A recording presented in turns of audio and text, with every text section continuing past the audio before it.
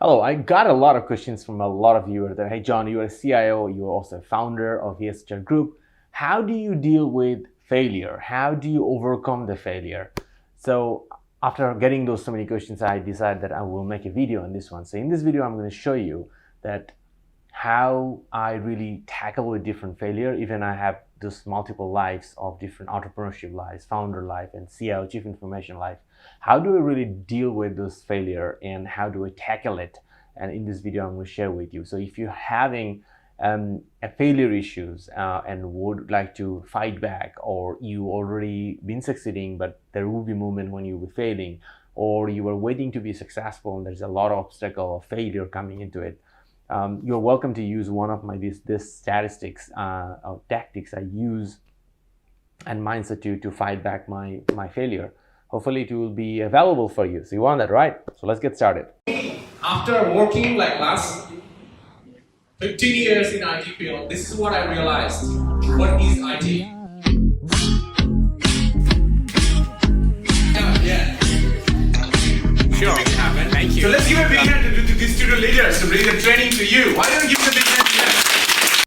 The very first, I never think that failure is a sweet thing. It's definitely been very upsetting. So what is my first step of every failure is about assessing. So, and then taking action into it. So first, let's talk about what actually happens when it happens to a failure. So normally we come on and try to do something really big, and then we get a punch in the face and by a failure. And then what happens?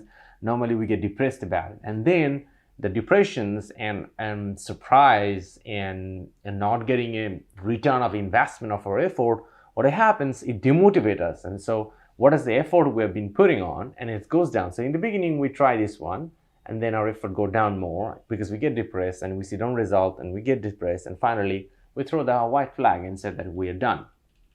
So me, actually what I do is about to deal with the failure, and this is what exactly I do when I see there is any particular failure coming. So I try to anticipate the failure as early as possible. So when I see there is failure is coming, to do this one, what I do is I continuously measure. So that's the first step I do. I continuously measure my progress to hit a particular goal or achieving something. How far really I am from that goal, and how fast I am. Let's say about, if I am setting up a goal of achieving a goal in 2 months of time, and after 1 month of time, if I'm not 50% or 40% or 60%, I'm in trouble. That means I'm not making enough progress. So I will be looking into making the progress to that one too. So that's the first thing.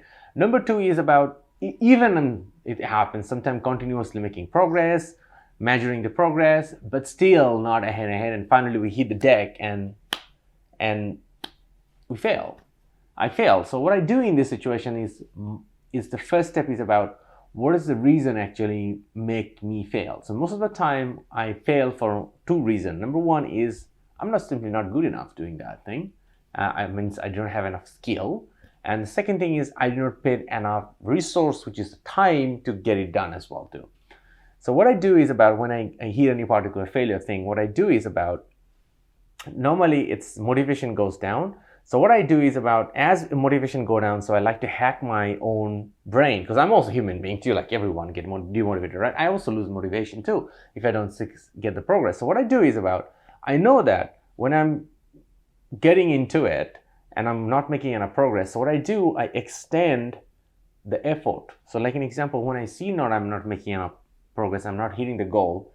So let's say if I put 10 minutes of effort or per day, and I spend a couple of skills, so 3 types of skills to achieve that goal. So then what I will do, I will simply multiply that by 10.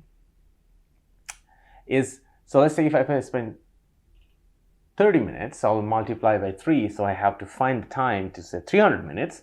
So those 300 minutes necessarily doesn't need to be me. It could be me and also my other team members in my team too. I will pull them together and I will do. At the same time, it can also very much possible to get it done in terms of skill, because when I pull up other people's, they also have some more new skills. So then we can blend together and then it will be done. So that's I like to fight back the problems. So this is like a team effort. Sometimes, most of the time, is also very important. The tactics number 3 is about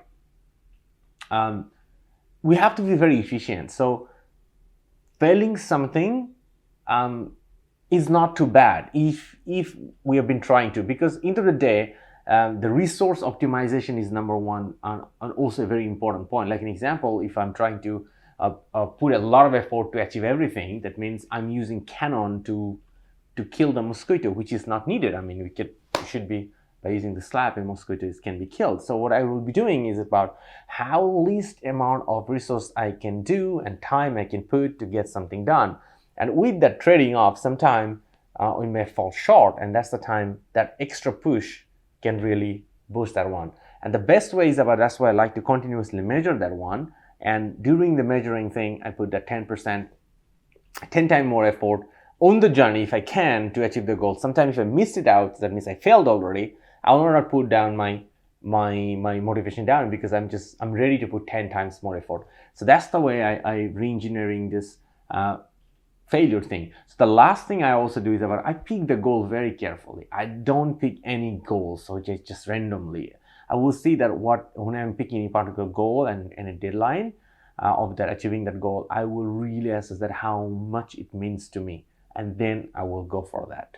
So that's why I use these 4 tactics to really tackle my failure, because if you don't manage the failure right away, it can really harm anybody's life, and can harm me too as well too. So I'm really paying good attention about celebrating the success and also managing the failure, because that's what's making my life taking forward. Because otherwise, I will be getting a lot of negativity and demotivation, which is not good for my life, what I'm trying to achieve. So hopefully that's my 4 tactics I tackle with my handling my failure. If you have any difficulties about managing any particular failure or depression in your life, go ahead and comment below. I love to share you how you can tackle this one too. If you have another great strategy which really helped you out to tackle any particular failure in your life too, please go ahead and comment below as well. I love to hear your story and interact with you and become your friends. So go ahead guys, make some great impacts and become successful, achieve your goal, and use failure as your resource. All the best.